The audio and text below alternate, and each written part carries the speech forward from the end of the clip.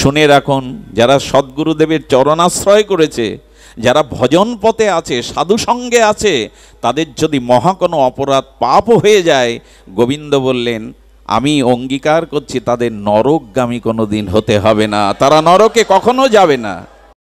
এখন দেখছেন হিন্দু মিডিয়া চ্যানেলটি সাবস্ক্রাইব করুন। শ্রীমন্দিরে যে সকল ভাগবত আচার্যগণ, সুমঙ্গল সাধু সমাজ, সন্তজন, মহতজন,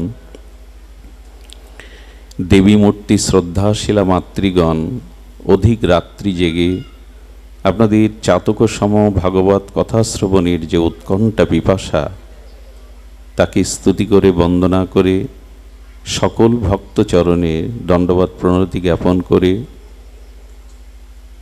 দাদাজি মহারাজের রেখে যাওয়া ফেলালভ সামান্য আস্বাদনে ব্রতী হচ্ছি। যেহেতু কালকে হরিবাসর তিথি, তো সময়ের দিকটাও দেখতে হচ্ছে। আমি সংক্ষিপ্তই আলোচনার মাধ্যমে, কারণ ঢাকা থেকেও ভক্তরা এসছেন, মনিরামপুর থেকে এসছেন, তাদের ফিরে যাওয়ার মানসিকতাকে বিঘ্নিত না করে আমরা সংক্ষিপ্ত সময়ের একটু হরিকথা আস্বাদন করব। আপনাদের সকলের একান্ত করুণা কণা প্রার্থনা করছি। দাদাজি মহারাজ ব্রহ্মস্তুতি দিয়েই তিনি নির্ণয় করছিলেন তার ভাগবত প্রতিপাদ্য বিষয়। দেখুন, আমি যেটুকু আস্বাদনে মনসংকল্প এই মুহূর্তে শ্রীগুরু করুণায় আপনাদের প্রসন্ন দৃষ্টিতে এসেছে, একটু সামান্য ভক্ত চরিত্রই অবশিষ্ট থাকে। কারণ গুণাবতার চতুরানন ব্রহ্মা, তার অভিমান আসতে পারে ব্রজে, সে লীলার কারণে বা ভগবত প্রেরণার কারণে, কিন্তু চতুরানন সনকপিতা গুণাবতার ব্রহ্মার অভিমান কখনো আসবে না। ব্রহ্মা মাথা কখনো উঁচু করবে না। দৈন্যের মূর্তিমন্ত বিগ্রহ রূপে জগতে প্রতিষ্ঠা পাবেন গুণাবতার সনকপিতা ব্রহ্মা যদি কখনো ভক্তি বা ভক্তভাব আশ্রয় করে জগতে আসতে পারে। ভক্তের মধ্যেই অভিমান থাকে না। ব্রহ্মা যখন হরিদাস ঠাকুর রূপে এসেছিলেন, তার মস্তক কোনো দিনের জন্য তিনি উঁচু করেননি। আমি আজ এই জন্য ওই ব্রহ্মস্তুতি থেকে ব্রহ্মাজির পরবর্তী যে ভক্ত অবতার ঠাকুর নামাচার্য হরিদাস, সেই ভক্ত চরিত্রই একটু সামান্য আস্বাদনের ব্রতী হব। ভক্তি ভক্ত ভগবন্ত গুরু চতুর নাম বপু এক। এই যে ভক্ত, ভক্তি, ভগবান এবং শ্রীগুরু নাম চারটি, কিন্তু তত্ত্ব তো এক। এদের শরণ নিলে বিপদ নাশন হয়, এদের শরণ নিলেই অভিমান দূরীভূত হয়ে বিশুদ্ধ প্রেম ভক্তি হয়। স্বয়ং ভগবান ভক্তরূপ পরিগ্রহ করবেন কেন? শ্রীকৃষ্ণ চৈতন্য মহাপ্রভু ভক্ত অবতার, তিনি ভক্তভাব অঙ্গীকার করবেন কেন? বৈরাগ্য বিদ্যা, নিজ ভক্তিযোগ দানের জন্য ভগবান কেন কোন দুঃখে ভক্ত হবে? ভগবান ভক্ত হবেন এই জন্য, ভক্ত হলো আশ্রয় তত্ত্ব। আশ্রয় তত্ত্বে না এলে ভগবানের মাধুর্য, ঐশ্বর্য, সৌন্দর্য আস্বাদন করা যায় না। বিষয় তত্ত্বে থেকে ভগবানের অনন্ত ঐশ্বর্য মাধুর্য আস্বাদন হয় না। এই জন্য ভগবানও প্রয়োজন বোধ করলেন ভক্ত রূপ ধারণের জন্য, ভক্ত ভাব ধারণের জন্য। আমাদের যা কিছু চেষ্টা, যা কিছু প্রগতি, ভক্তির ক্রমবিকাশ, সব কিছু ভক্ত সঙ্গ থেকেই আসবে। সামান্য সেই ভক্ত চরিত্র যেটা এখন স্মরণ এলো, সেটি আমাদের নাভাজি গোস্বামী, তিনি ভক্তমাল চরিত্রে বড় আদর করে উল্লেখ করেছেন রুহিদাস এই ভক্ত চরিত্র। কেন জানি না মনে এলো, একটু ভক্ত চরিত্র আস্বাদনের ব্রতী হলাম। এই রুইদাস নাভাজি তার ভক্ত চরিত্র দেখিয়েছেন। আপনারা জানেন রঘুপতি রামচন্দ্র যিনি মর্যাদা পুরুষোত্তম, তার আবেশ অবতার ছিলেন শ্রী জগৎগুরু রামানন্দচারীজি। ইনি রাঘবেন্দ্র, মর্যাদা পুরুষোত্তম, রঘুপতি, কৌশল্যানন্দন, লক্ষণ অগ্রজ ভগবান রামচন্দ্রের আবেশ অবতার জগৎগুরু রামানন্দচারীজি। ইনার 12 জন শিষ্য ছিল, তাদের মধ্যে অন্যতম ভক্ত রুহিদাস। তাকে অনেকেই রবিদাস বলে উল্লেখ করা হয়। তার ভূমিষ্ঠের পরে তার নাম রবিদাস এবং রুইদাস এইভাবেই তাকে অভিহিত করা হয়। দেখুন, ভগবানের পরিকরগণও কখনো ভক্ত অবতার হয়ে আসেন। ইনি ছিলেন সাক্ষাৎ ধর্মরাজের অবতার রুইদাস। কে ছিলেন? ধর্মরাজের অবতার। ভগবানের পরিকর গণ ভক্ত রূপে অবতীর্ণ হন। আস্বাদনটা ভক্তভাবেই, ভগবানের অনন্ত ঐশ্বর্য মাধুর্য সৌন্দর্যের আস্বাদন। এই জন্য ব্রহ্মা গুণবরত থেকে ব্রজে গিয়ে ভগবৎ প্রীত হোক লীলাতে অপরাধ করলেন, কিন্তু সেই ব্রহ্মা ভক্তভাব অঙ্গীকার করে যেন নামাচার্য হরিদাস হলেন, মাথা উঁচু হলো না। ওখানে কোনো বিঘ্নই নেই। এই জন্য রুইদাস সাক্ষাৎ ধর্মরাজের অবতার। পূর্ব কথা বড় মাধুর্যময়। মানসিক ব্যস্ততায় যদিও আমরা সার সংক্ষেপ সূত্রগুলোই উল্লেখ করছি। এই জগৎগুরু রামানন্দচারীজি তিনি একজন ব্রহ্মচারী বালককে রেখেছিলেন। এটা রুইদাসের পূর্ব ইতিকথা, পূর্ব জন্মের। এই ব্রহ্মচারীর কাজ ছিল বাবার জন্য ভিক্ষা করা। সেই ভিক্ষার নিয়মাবলী ছিল এই ত্রিসন্ধ্যা উপবিদধারী গায়ত্রী পরায়ণ সদাচার সম্পন্ন ব্রাহ্মণের বাড়ি থেকে একটু রুটি ভিক্ষা করা, আটা ভিক্ষা করা। এমনই নিজে হাতে সেটা প্রস্তুত করে ভগবানকে ভোগ লাগিয়ে পেতেন। আজও অনেক নিষ্ঠাবান সাধকদের এই রীতি। তারা নিজে স্বপরিপাকী হয়ে ভগবানকে নিবেদন করেই পান। এই ব্রহ্মচারীকে, যিনি পূর্বজন্মের রুইদাসের পূর্বজন্মে রামানুজাচার্যের শিষ্য একান্ত অনুগত ব্রহ্মচারী, এই কিশোর তিনি ভিক্ষায় যেতেন। তার উপরে নির্দেশ ছিল রামানন্দচারীর যে উপবিদধারী ত্রিসন্ধ্যা গায়ত্রী নিষ্ঠাবান সদাচার সম্পন্ন ব্রাহ্মণের গৃহ থেকে ছাড়া ভিক্ষা নেবে না। কিন্তু এই ব্রহ্মচারী পথ দিয়ে যেতে যেতে একটা বৈশ্য দোকানদার, তিনি প্রতিদিন তার চরণ বন্দনা করে অনুরোধ করতেন, গোসাই বাবাজির জন্য একটু আটা, একটু ডাউল, একটু ঘৃত, একটু মেওয়া দয়া করে যদি নেন। বলে এটা নিষেধ আছে, নেওয়া যাবে না। বাবা তুমি বারবার অনুরোধ করবে না। হঠাৎ ঝড়ো ঝড়ো ঘন ঘটা বরিশন এলো, ঝঞ্ঝাবাদ এলো। সেই বৈশ্য দোকানদারের আর আলায় একটু দাঁড়িয়েছেন এই ব্রহ্মচারী। বললেন, বাবা আজ আর কি করবেন? ভিক্ষায় যেতে পারবেন না, দুরবস্থা। আরে আমার পরিচয় গোপন রাখুন, বাবাজির জন্য একটু আটা ঘৃত তো নিন। দেখলেন উপায় নেই। আজকের দিনে আর অন্য জায়গায় ভিক্ষা যাওয়াও সম্ভব নয়। উনি গোপন করে বাবাজিকে ওই ভিক্ষালব্ধ আটা দিলেন, সবজি দিলেন। ভোগ লাগাবার পরে রামানন্দচারী তার অনুভূতিতে অনুভব করতেন যে ভগবান এসে ওটা গ্রহণ করছে, কিন্তু সেদিন আর ভগবান আসলেন না, গ্রহণও করলেন না। উনি ধ্যানের দ্বারা চিন্তা করলেন সেবার বস্তুতে কোনো দোষ বা অপরাধ প্রবেশ করেছে, যে জন্য ভগবান সাক্ষাৎ অনুভূতিতে আজকে সেবা গ্রহণ করলেন না। তিনি ধ্যানের দ্বারা কিছুটা অনুভব করে ডাকছেন, কিরে বাবা ব্রহ্মচারী, কার কাছ থেকে এনেছিস আজ? এই ভিক্ষা লব্ধ আটা সবজি কার কাছ থেকে এনেছিস? তিনি ভয়ে কম্পিত হয়ে পূর্ব ঘটনা খুলে বললেন।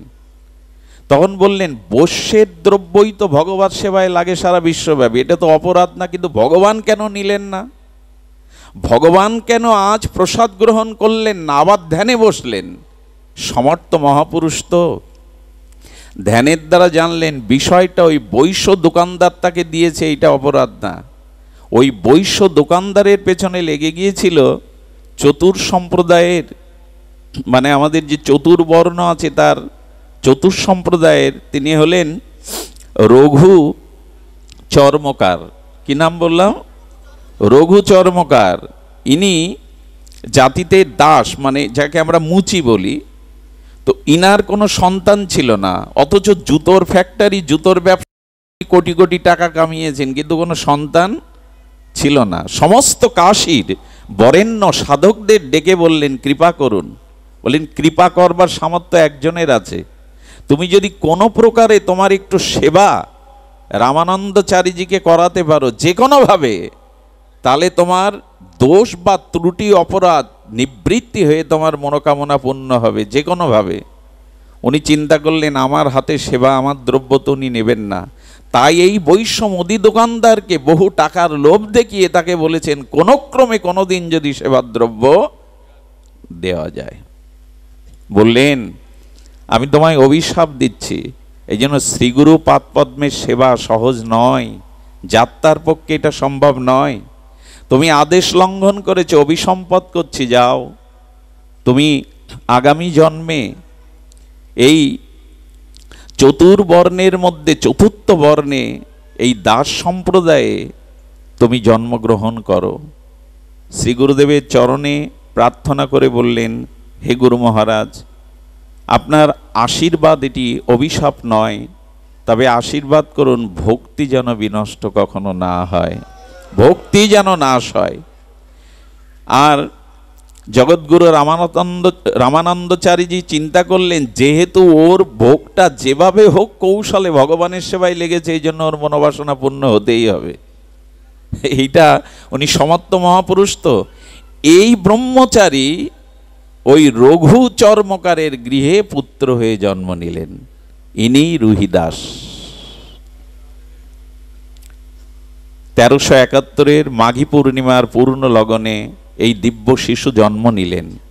নাম রাখা হলো রবিদাস বা রুইদাস।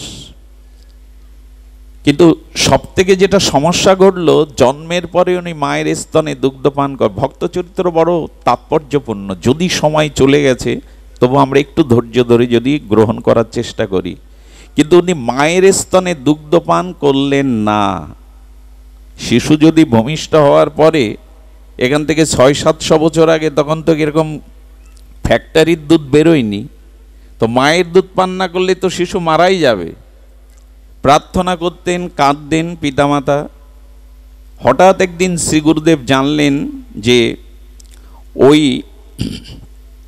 রঘু চর্মকারের গৃহেই আমার আশ্রিত শিষ্য জন্ম নিয়েছে শিশুরূপে। উনি কোনোদিন ভূক্ষেপ না করে ওই পাড়ার মধ্যে ঢুকে গেলেন। সবাই হাত তুলে দাঁড়িয়ে আছে, কেউ গোবর ছড়া দিচ্ছে, কেউ বিস্ময় প্রকাশ করছে। উনি তো লোকালয়ে আসেন না, ভজন থেকে বেরোন না, উনি কেন আসছেন আজ রঘু চর্মকারের বাড়ি? সরাসরি ঘরে ঢুকে গেলেন, পাদ্যর্ঘ্য দিলেন, পাদস্খলন করলেন, শিশু কই আমার কাছে নিয়ে আসো। শিশুকে কোলে করার পরে পিতামাতা কাঁদছেন, রঘু চর্মকার কাঁদছেন, তার গৃহিণী কাঁদছেন, শিশু বুকের দুগ্ধ পান করে না। বলেন আমি মন্ত্র দিচ্ছি আজ থেকেই দুগ্ধ পান করবে, তবে মন্ত্রটা কার্যকারী হতে গেলে তোমাদের বাইরে যেতে হবে। কিরে বেটা, জন্ম যখন নিয়েছিস মায়ের দুগ্ধ পান না করলে তো মরে যাবি। বলেন প্রভু ওই মরা তো আগেই মরেছি, এবার আর মরতে চাই না। বলে কেন? বলো অবৈষ্ণবের দ্রব্য, অবৈষ্ণবের দ্রব্য আপনার সেবাতে দেওয়ায় আমি ব্রহ্মচর্য আপনার চরণাশ্রয় ছেড়ে চর্মকারের গৃহে জন্মেছে। আর এবারও যদি অবৈষ্ণবের কোনো দ্রব্য পান করি তাহলে আমার আবার জন্ম অধঃপথে যাবে, কারণ আমার মা বৈষ্ণব নন, আমার মা দীক্ষাও হরিনাম গ্রহণ করেননি, তার স্তন্য দুগ্ধ পান করলে আমার আবার পতন হবে। কেউ কেউ আবার বিচার করবেন না, মাকে এরকম বিচার করা যায়? যায়। মাকেও বিচার করেছেন এনারা, তার কারণ অন্য কিছু না। আচ্ছা একটা কথা মনে পড়ে, খুব মাধুর্য, মানে খুব তাত্ত্বিক কথা হলো, যারা গুরুচরণ আশ্রয়পূর্বক নিষ্ঠার সহিত ভগবত ভজন করতে করতে প্রগতি ভক্তির পথে চলতে চলতে জ্ঞাতে অজ্ঞাতে যদি কোনো পাপ মহাপাপ হয়ে যায় আর তাতে যদি তাকে অভিশপ্ত হতে হয়, পতন হতে হয়, তার পতনটা আর সাধারণ অভজনশীল অপরাধীর পতন এক হলে বিচারটা ঠিক হবে কি? আমি তো খুব দ্রুত বলে যাচ্ছি শব্দবিন্যাস। তো একজন সদ্গুরুদেবের চরণ আশ্রয় করেছে, নিষ্ঠার সহিত হরিনাম ভজন করছেন, তিনি যদি কোনো মহা অপরাধ মহাপাপ করেন, আর যিনি গুরুচরণ আশ্রয়পূর্বক প্রগতি ভজনের পথে আসেননি, বিষয়াসক্ত যে তার অপরাধের সাথে এক হলে বিচারটা কি, ন্যায়টা কি এক হবে? শুনে রাখুন, যারা সদ্গুরুদেবের চরণাশ্রয় করেছে, যারা ভজন পথে আছে, সাধু সঙ্গে আছে, তাদের যদি মহা কোনো অপরাধ পাপ হয়ে যায়, গোবিন্দ বললেন আমি অঙ্গীকার করছি তাদের নরকগামী কোনো দিন হতে হবে না, তারা নরকে কখনো যাবে না, তাদের আমি নরকে কখনো পাঠাবো না। তবে হ্যাঁ, এই অপরাধের কারণে তাদের ঘর পরিবর্তন হতে পারে, দেহ পরিবর্তন হতে, স্থান পরিবর্তন হতে পারে, কিন্তু তাদের ভজন কখনো নষ্ট আমি করব না। এবং ভগবান এও বলেছেন তাদের পরবর্তী জন্মে আমি পশুকুলে পাঠাবো না, মহাপরাধ করলেও ভক্তকে নরক বা পশুকুলে আমি পাঠাবো না, কারণ পশুকুলে পাঠালেই আবার 84 লক্ষ জনি তাকে পরিভ্রমণ করে পুনরায় মানুষ হয়ে ভজন করতে হবে, বহু বিলম্ব হয়ে যাবে। এই জন্য তাকে আমি পশুকুলে না পাঠিয়ে বারবার মনুষ্যকুলে পাঠাবো, নিচকুলে পাঠাবো, তবু তার ভজন মহিমা নষ্ট হবে না। এই কারণে নষ্ট হবে না, ন মে ভক্ত প্রণশ্যতি, আমার আশ্রয় যে একবার করেছে তার বিনাশ বা পতন পড়ে যেতে পারে, তবু আমি আবার তাকে তুলব, আবার তাকে তুলব। আচ্ছা, যে পাপ করলো তার স্খলন হয় কি করে? শুনুন, যিনি পাপ করেছে তিনি মনুষ্য জন্ম নিলে স্খলন হয় সামাজিক কলঙ্কের দ্বারা, অর্থ অভাবের দ্বারা, এর দ্বারা সেই পাপগুলি ভগবান ক্ষমা করে দেন। কলঙ্ক আসবে, অপবাদ আসবে, কিন্তু তাকে নরকগামী হতে হবে না, পশুকুলে ভগবান আবার ফেলবেন না, কারণ ওখানে অনেক বিলম্ব হবে। এই জন্য ভজন আশ্রয় করুন, এখানে পতন হলেও শেষ নেই, আবার দাঁড়াবেন। ন মে ভক্ত প্রণশ্যতি, এই জন্য বললেন গুরুদেব এক অপরাধের কারণে এইখানে এসেছে, আবার যদি অবৈষ্ণবের দুগ্ধ পান করি আমার আবার অপরাধ হবে, আপনি আমার মাকে কৃপা করুন। মন্ত্র দিলেন আবার এই রহিদাসের কর্ণে, মা বাবাকে ডেকে বৈষ্ণব মন্ত্র দিলেন, দীক্ষা দিলেন, সেই দিন থেকে শিশু আবার দুগ্ধপান শুরু করলো। এই জন্য যারা ভজন জীবনে আছেন তাদের অবশ্যই উচিত শুদ্ধ ভজনানন্দী সরল প্রকৃতি নিষ্কট ব্যক্তির হাতে সেবা নেওয়া, গ্রহণ করা।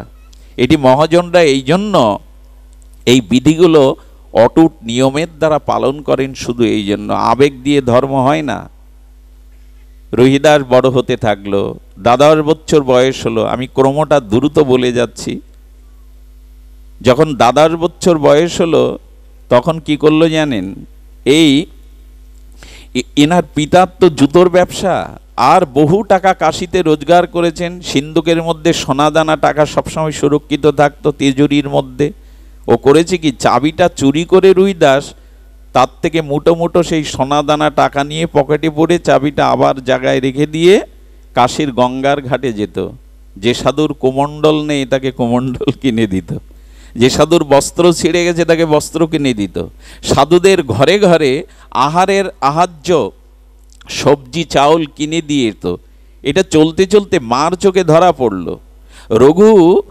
রঘু চর্মকারের স্ত্রী দেখলো যে ও টাকা পয়সা নিয়ে যায়। প্রথমে বলতো মা আমি বাতাসা নিয়ে যাই, মিষ্টি নিয়ে যাই, ফল নিয়ে যাই, কিন্তু মা দেখলো টাকা নিয়ে যায়। শুধু ভক্তগণ, ঘটে গেল সেই ঘটনা।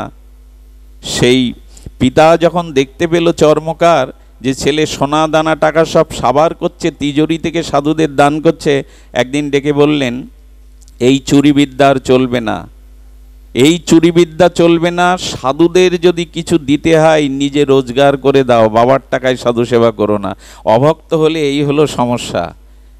যখন পুত্র প্রয়োজন তখন সাধু সেবার প্রয়োজন, ভগবানের ভজন প্রয়োজন। পুত্র পেয়ে গেছে, এখন আর সাধু সেবা দরকার নাই। তুমি টাকা রোজগার করে যদি পারো করো, আজ থেকে হাত দেবে না তুমি।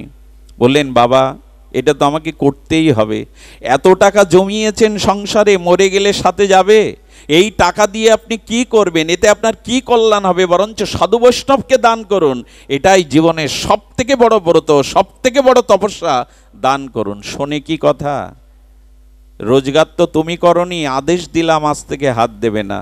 দেখুন জগতের প্রেম হলো এই, জগতের সম্পর্ক হলেই যেই স্বার্থে টান পড়ে যায় তখন আর পিতা পুত্রের সম্বন্ধ বাঁচিয়ে রাখা যায় না। 14 বছরে বিয়ে দিয়েছিলেন যাতে ছেলেটাকে বিবাহ দিলেন, ঘরে আটকে রাখা যায়? বাবা বললেন এই টাকায় ব্যয় করবে, কোনো কাজ করবে না, সাধুসঙ্গ করবে, আমি তোমাকে তেজ্যপুত্র করলাম। বললেন মনে মনে এটাই চেয়েছিলাম। সংসারের সম্পর্ক দেখুন, স্বার্থের আঘাত পড়লেই এখানে আর কেউ কারোর আপনত্ব থাকে না, এটাই সংসারের বাস্তবতা। পথে বেরোলেন, কি করলেন জানেন? আহা, খুব বড় পবিত্র এই চরিত্র, ভক্ত চরিত্র এমন যে হৃদয়ে আবেশ আসবেই, ভজনের একটা আগ্রহ ব্যাকুলতা জাগাবেই ভক্ত চরিত্র। উনি স্ত্রীকে বললেন পিত্রালয়ে চলে যাও, এই কাঙালের সাথে রাস্তায় রাস্তায় ঘুরো না। সহধর্মিনীও পেয়েছিলেন, বললেন জীবনের সুখ দুঃখ তোমার চরণেই সঁপে দিয়েছি, তোমার কাজ ছাড়া হব না। একটা পাটি বিছিয়ে দিয়ে জুতো সেলাই শুরু করলেন। কি শুরু করলেন? জুতো সেলাই শুরু করলেন রুইদাস। আর এই জুতো সেলাইয়ের একটা নিয়মকে ঝুপড়ি বেঁধেছে, ঝুপড়ি বেঁধে স্ত্রী থাকে। জুতো সেলাইয়ের একটা নিয়ম হলো যত সাধু আসবে তাদের কাছে পয়সা নেবে না, সাধুর জুতো পালিশ করে সেলাই করে পয়সা নেবে না, যারা দেয় তাই দিয়ে সবজি কিনে আর তার সেই শিলা বিগ্রহকে সেবা দিয়ে, সেই সেবার পর যদি দুয়ারে কোনো সাধু দেখে তাকে এক মুষ্টি দিয়ে তবে যেটুকু থাকে হরিদাস তাই পায়। গৃহে থেকে ভক্তি হয় না তা নয়, গৃহে থেকেই ভক্তি হয়। গৃহী যদি প্রকৃত বৈষ্ণব হয়, ভক্ত হয়, সেটা অনেক শ্রেষ্ঠ ধর্ম। মহাপ্রভুর কয়জন হাতে গোনা, রূপ সনাতন অষ্টগোস্বামী সহ হাতে গোনা, সবই তো আশ্রিত, সবই তো গারস্থ আশ্রম শিষ্য। মহাপ্রভু সারি অনাচার করো কৃষ্ণের সংসার বলে গেছেন। গৃহী আর সন্ন্যাসী যদি আদর্শ ত্যাগ বৈরাগ্য থাকে, এদের মধ্যে কোনো পার্থক্য নাই। সদাচার পালন করতেন, সাধুদের কাছে পয়সা নিতেন না, বরং সাধুদের আসলে একটু সেবা করাতেন। এই করতে করতে করতে করতে ঝুপড়ির মধ্যে থাকে, যাই মোটা চাল সবজি নিয়ে ভগবানকে ভোগ লাগায়, ভগবানের চোখে এলো জল। আমার ভক্ত এই কষ্টে থাকবে। ভগবান একদিন নিজে সাধুরূপে জুতা সেলাই করতে এলেন। ভগবান পা বাড়িয়ে দিয়ে বলছে, রুইদাস সারা ভারত পরিভ্রমণ করব তীর্থে, এখন পদব্রজেই যেতে হবে, তো তুমি জুতোর একটু ভালো করে সেলাই করে দাও। বলে প্রভু চামড়া টামড়াগুলো নতুন করে লাগিয়ে দিয়ে ফ্রেশ করে দিলেন, দিয়ে বলছে দেখো রুইদাস আমার কিছু কিছু অর্থ আছে, এইটা নিয়ে ঘুরতে গেলে বিপদ, অর্থটা তোমাকে আমি দিয়ে যাই, আমার তো অনেক আছে। বললেন প্রভু আমার যে একটা নিয়ম আছে, সাধুদের জুতো সেলাই করে সেবা করে আমি কোনো পয়সা নেই না, এটা আপনি দিতে পারবেন না। ভগবান বললেন আমি তো হেরেই যাচ্ছি। টাকার থলে যখন নিল না তখন বলছে দেখো আমার কাছে একটা মূল্যবান সম্পদ আছে, এ নিয়ে তীর্থে পরিভ্রমণ করা বিপদ আসবে, সেটা পরশ পাথর, রাখো না এটা। ভগবান তার ভক্তকে কখনো অভাবে রাখতে চান না, অন্য কষ্টে রাখতে চান না। সাধুরূপে এসে বললেন এই পরশ পাথরটা রাখো। হাত জোড় করে বললেন প্রভু পরীক্ষা নিবেন না, পরীক্ষা নিবেন না। পরশ পাথরের প্রলোভনে যদি ভজন ত্যাগ হয়ে যায় বাঁচব কি নিয়ে? আমার সম্পদ তো সাধন ভজন, সাধুগুরু বৈষ্ণব, পরশ পাথর না, একথা কারা বলতে পারে? দেখুন ভজন কত প্রিয়, পরশ পাথর। আচ্ছা বললেন তোমার বিশ্বাস হচ্ছে না, না এটা পরশ পাথর। পরশ পাথরকে ফিরিয়ে দেয়। ওই যে জুতোটা রেখে যেখানে হাতুড়ি দিয়ে সেলাই করেন ওকে কি বলে? একটা লোহার মার্বেল মতো, ওইটাতে ভগবান সাধুরূপে এসে একটু শুয়ে দেখলেন সোনা হয়ে গেছে। বলে সর্বনাশ, বলে এটা আর মোটে আমার কাছে রাখবেন না, আরে এ থাকলে আমার উপাসনায় নষ্ট হয়ে যাবে, সোনা থাকলে আপনি এটা নিয়ে যান। বললেন এনেছি যখন নিয়ে যাব না, ওর একটা ছোট বাটি ছিল ওর মধ্যে রেখে গেল। বিশ্বাস করুন 1 বছরের মধ্যে ওই দিকে আর ফিরে তাকায়নি রুইদাস, 1 বছরের মধ্যে ফিরে তাকাননি। এরপরে যে ঘটনা ঘটল আরও অবাক করা। উনি শিলা বিগ্রহ, সেবিত বিগ্রহ, শিলা বিগ্রহ। তো সেই শিলা বিগ্রহে উনি ফুল জল যা দিতেন, ঘটনা ঘটলো আর একটা, ভগবান চিন্তা করলেন একটা তো কিছু ওকে দিতে হবে। ওই শিলা বিগ্রহে প্রতিদিন সকালে 5টা করে মোহর প্রসব করত। একদিন রুইদাসকে তার স্ত্রী দেখাচ্ছে, আরে অবাক কাণ্ড দেখো, এই 5টা করে মোহর এই প্রতিদিন সকালে আমি দেখছি আজ কদিন ধরে। বললো জোগাড় করে রেখেছো তো, দাও। ওইগুলো হাতে নিয়ে ছুঁড়ে ফেলে দিলেন গঙ্গাতে। পরের দিন আবার যখন দেখলেন 5টা মোহর, ভগবান হাসছে দাঁড়িয়ে দাঁড়িয়ে, মোহর প্রসব করছে শিলা বিগ্রহ। এগুলো গল্প ভাববেন না, ভক্ত চরিত্র কত বিচিত্র। স্ত্রীকে তখন বললেন, আজকে মোহর ফেলবো না, যার কারণে মোহর সৃষ্টি হচ্ছে তাকেও ফেলে দেব। শিলা বিগ্রহ, আমাকে পরীক্ষা নিও না ঠাকুর, আমাকে ভজন থেকে চ্যুত করতে যেও না। শিলা বিগ্রহ যেই ছুঁড়ে ফেলতে গেছে, ভগবান প্রকট হয়ে গেছেন। রুহিদাস, রুহিদাস, একবার অন্তত আমাকে জিততে দাও। বারবার তুমি জিতে যাবে, আমাকে একবার জিততে দাও। তোমার কষ্ট ঝুবড়ির মধ্যে থাকা আমার ভালো লাগে না, কিছু তো নাও। ভগবানের চোখে জল দেখে রুইদাস বলছেন, আমার কারণে তুমি চোখে জল আনছো? আমি বারবার জিতে যাচ্ছি। আসলে ভগবানের জিত তো ওটাই, ভক্তকে জিতিয়ে দিয়ে ভগবান পরাজিত হয়, এইটাই তো ভগবানের শ্রেষ্ঠ জয়। বারবার ভক্তের কাছে তিনি পরাজিত হয়ে পরম আনন্দ পান।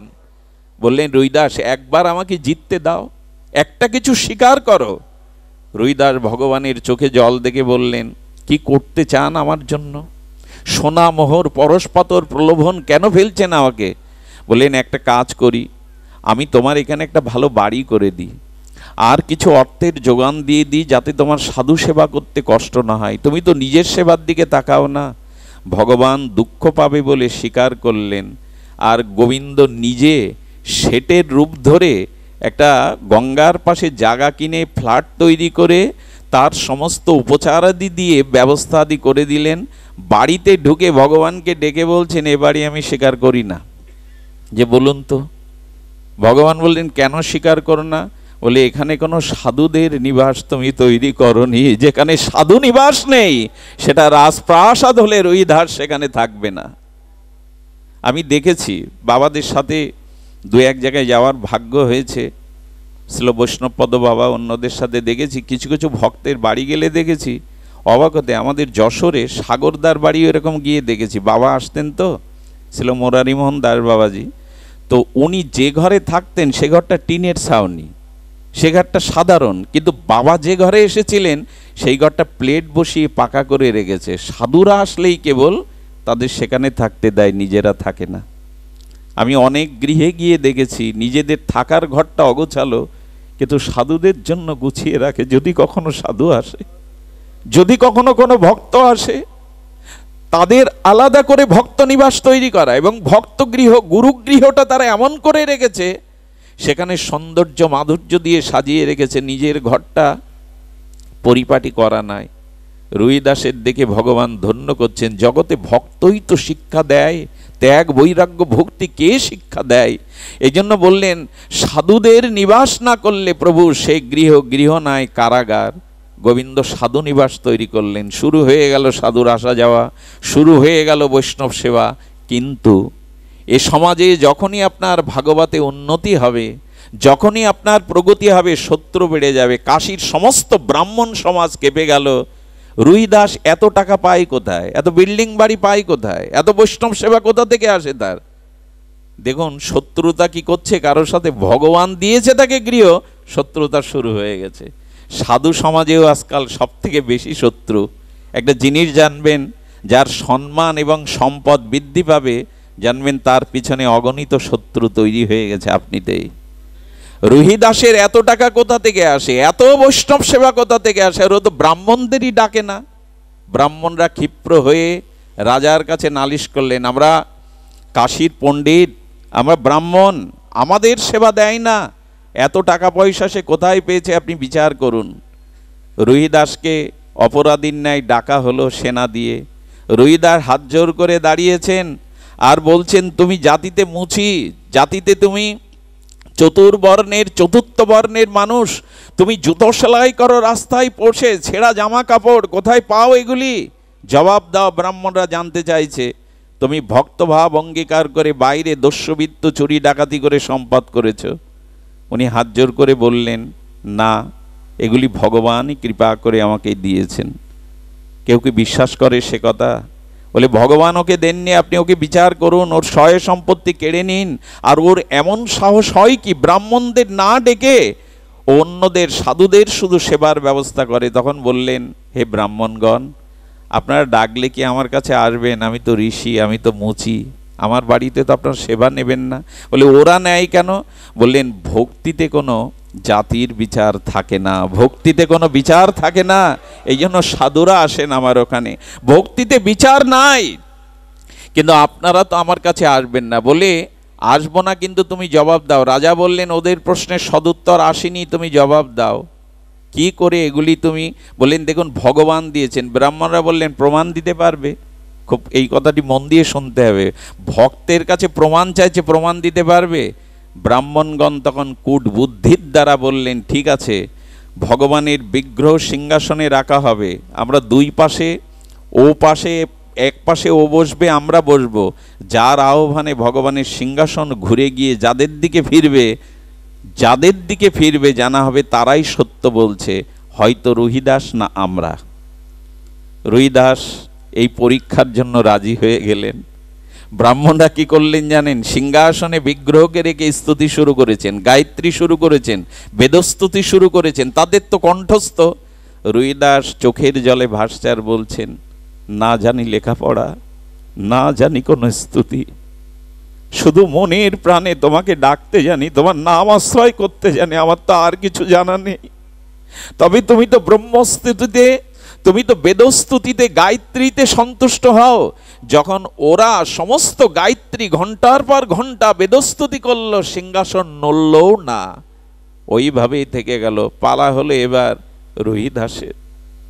গেয়ে উঠল সে প্রাণের আকুল করা ভক্তিতে, হে মাধব, হে জনার্দন, যেমন শবরীর ডাকে সাড়া দিয়েছিলে, প্রহ্লাদের ডাকে সাড়া দিয়েছিলে, তুমি তো এমনি করে ভক্তের পরীক্ষার দিনে বারবার সাড়া দিয়েছ। আজ করুণা করে তুমি সাড়া দাও। যেই বলেছে বিস্ময় প্রকাশ করে সিংহাসন নড়ে উঠল। সিংহাসন আপনি থেকেই অমনি করে রুহিদাসের দিকে এগিয়ে যেতে লাগলো। এই দৃশ্য সেদিন রাজা দেখলেন। রাজা পণ্ডিতদের বললেন, পণ্ডিতগণ, আপনারা উচ্চ বর্ণের হতে পারেন, পাণ্ডিত্য থাকতে পারেন, কিন্তু দেখুন ভগবৎ ভক্তি কাকে বলে। আর সিংহাসন সহ ভগবান তাকে বরণ করতে এগিয়ে গেছে। রাজা নিজে উঠে রুহিদাসকে প্রণাম করছেন, বাবা, কত অপরাধ করেছি আপনার মতো নিষ্কিঞ্চন ভক্তকে পরীক্ষার মধ্যে ফেলে। ওদের কথা শুনে ব্রাহ্মণরা তখনও দমেনি।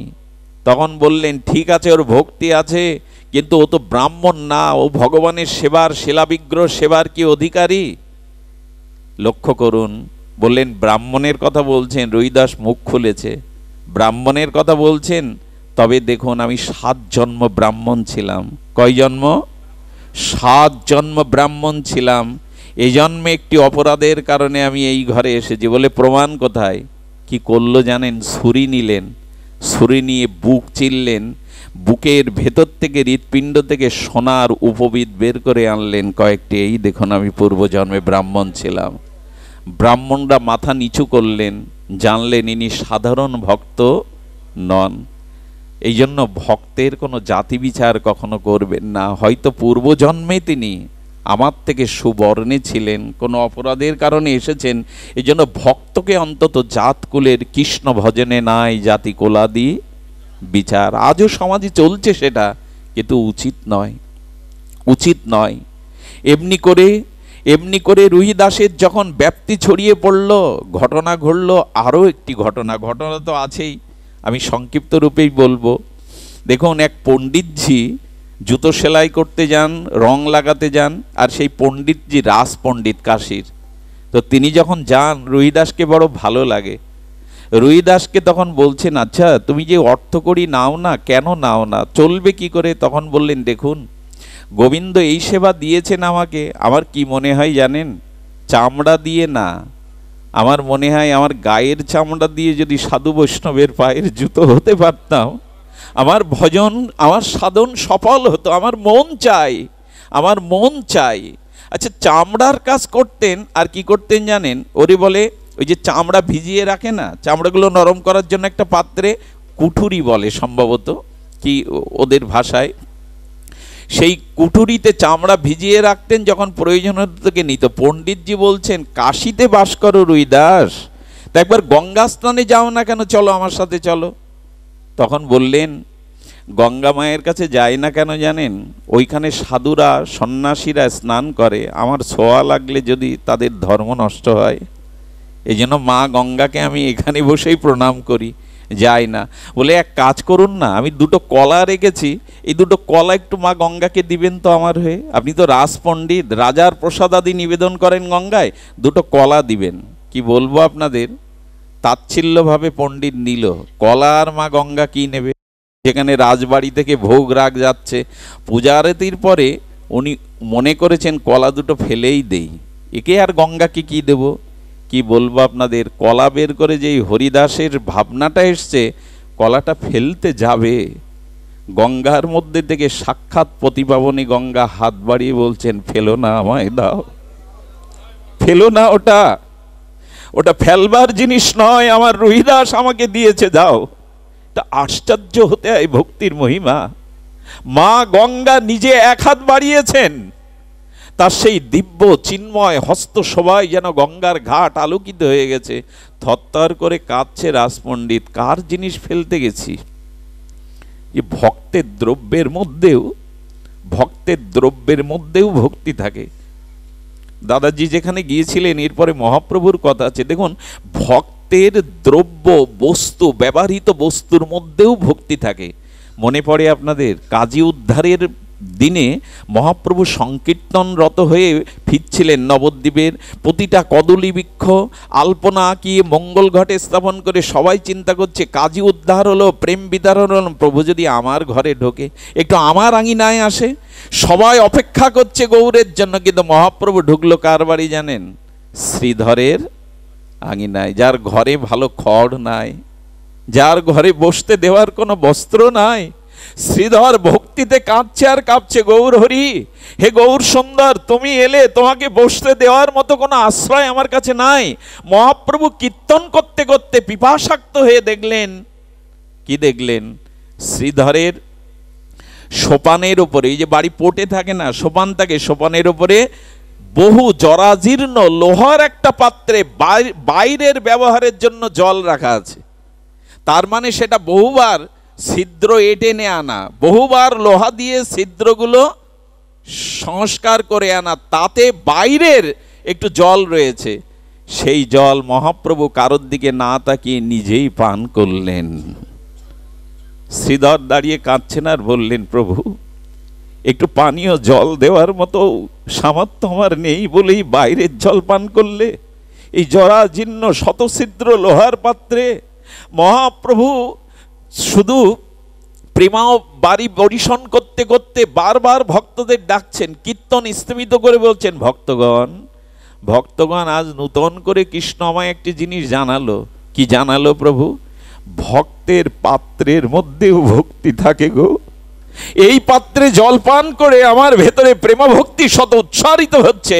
ওগো, ভক্তের ব্যবহৃত পাত্রের মধ্যেও শুদ্ধ ভক্তি থাকে। নিত্যানন্দ প্রভুর প্রসাদী একটা বসন মহাপ্রভু চেয়ে নিলেন, শ্রীপাদ আপনার ব্যবহৃত প্রসাদী একটা বস্ত্র আমাকে দিতে পারেন?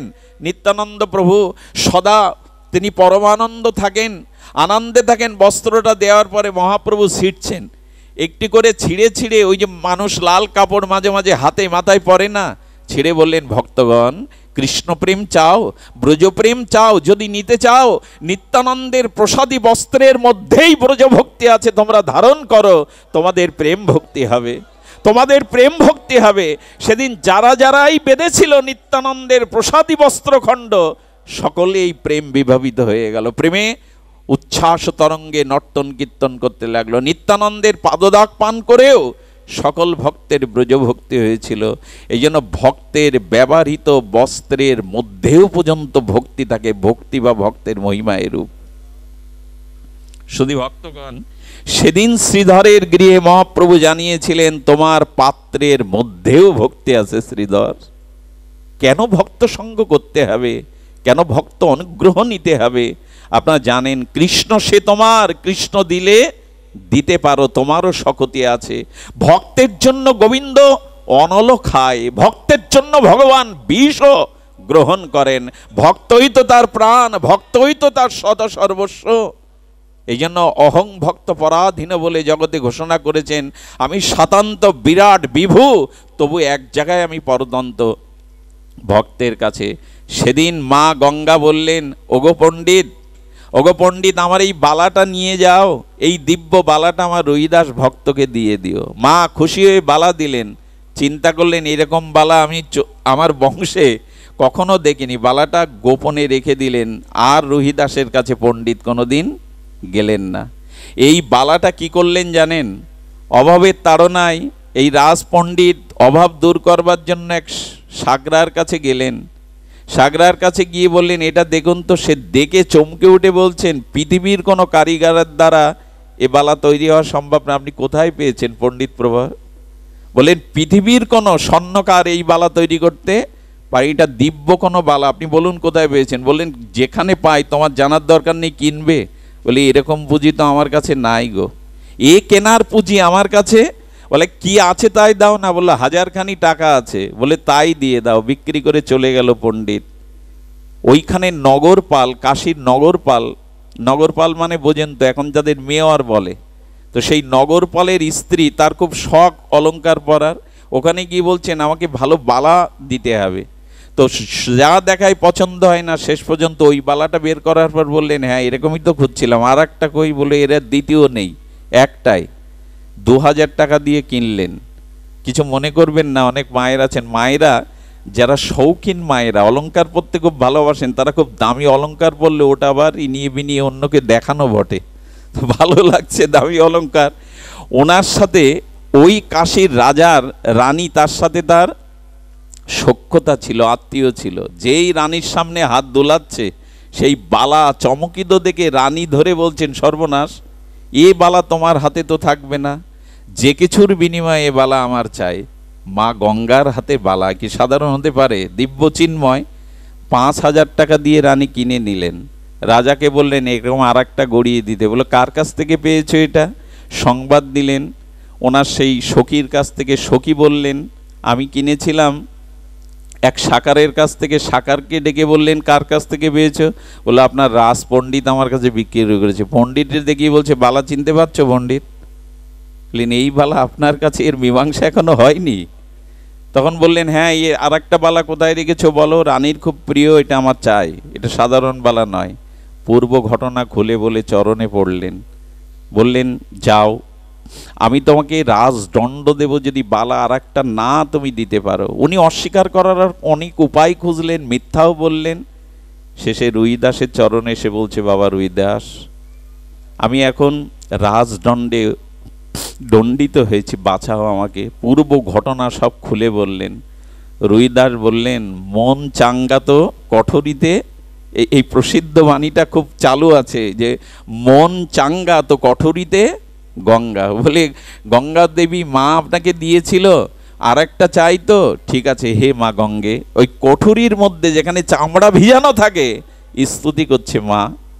রাজ পণ্ডিত কষ্ট পাবে আমার জন্য, বালাটা তো আমায় দিয়েছিল মা, কৃপা করে আর একটা দাও না।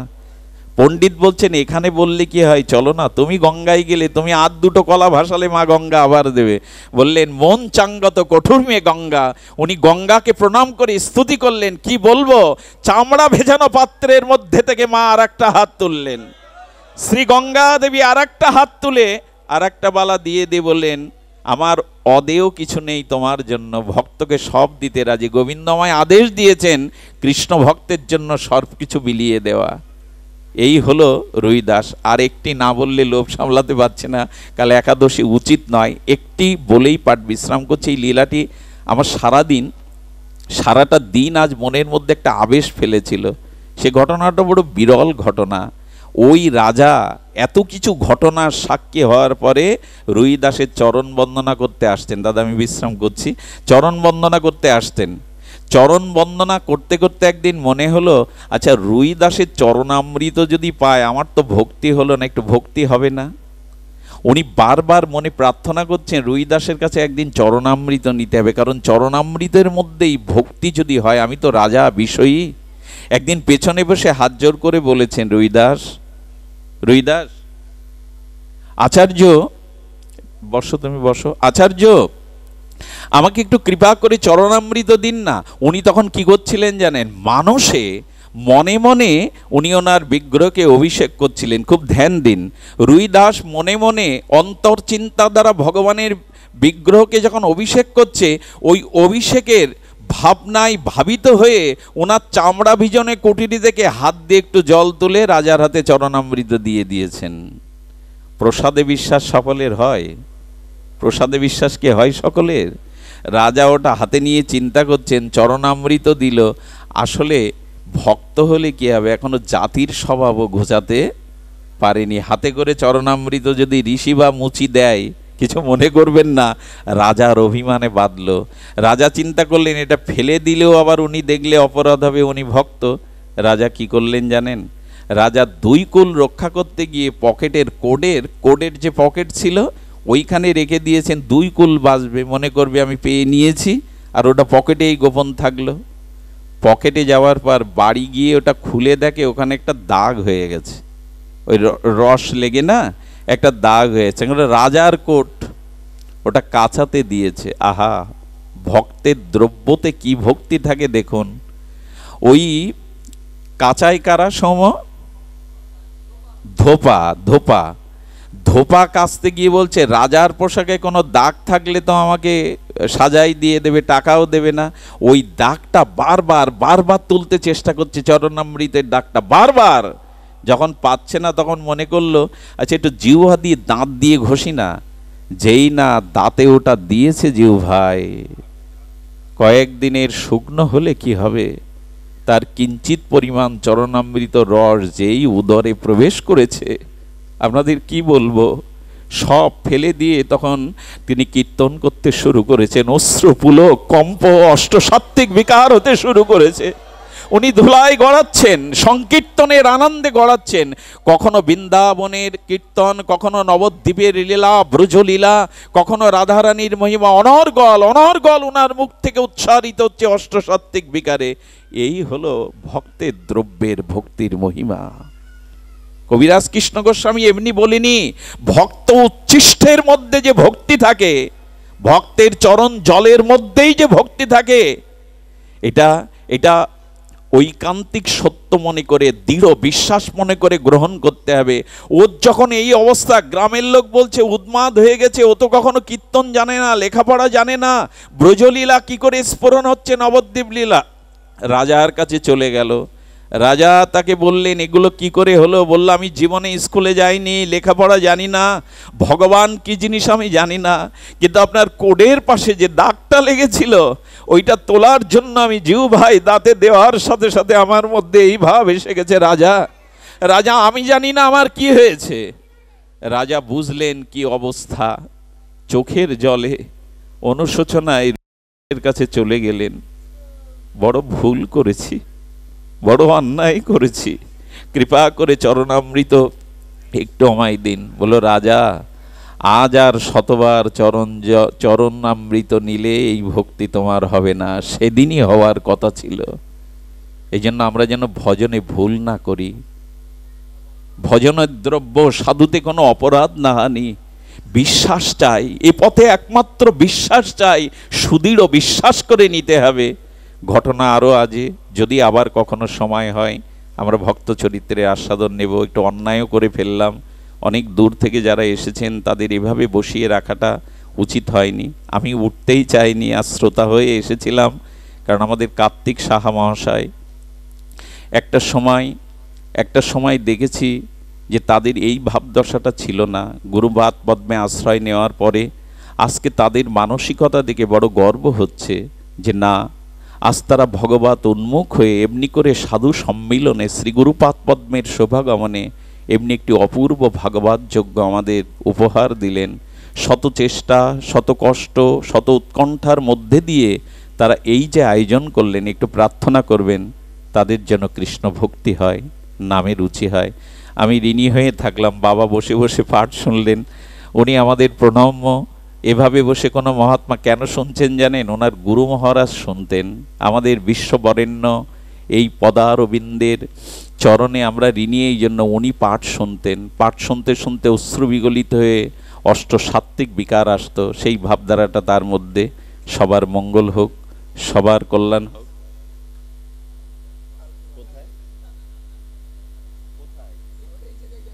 সুধী ভক্তগণ, একটি আনন্দের সংবাদ।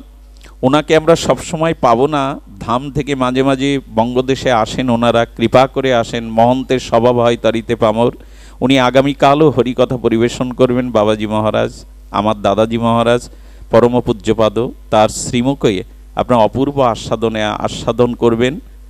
তিনি আগামীকালও হরিকথা পরিবেশন করবেন। এইটুকু আপনাদের নিমন্ত্রণ নিবেদন রেখে আপনাদের সকলের চরণে সশ্রদ্ধ দণ্ডবাদ প্রণতি জানিয়ে, সকল ভক্তকে একটু প্রসাদ পাওয়ার আহ্বান জানিয়ে এখানেই হরিকথার পূর্ণ বিশ্রাম। জয় শ্রী গুরু প্রেমানন্দে গৌর হরি বল। জয় রাধে।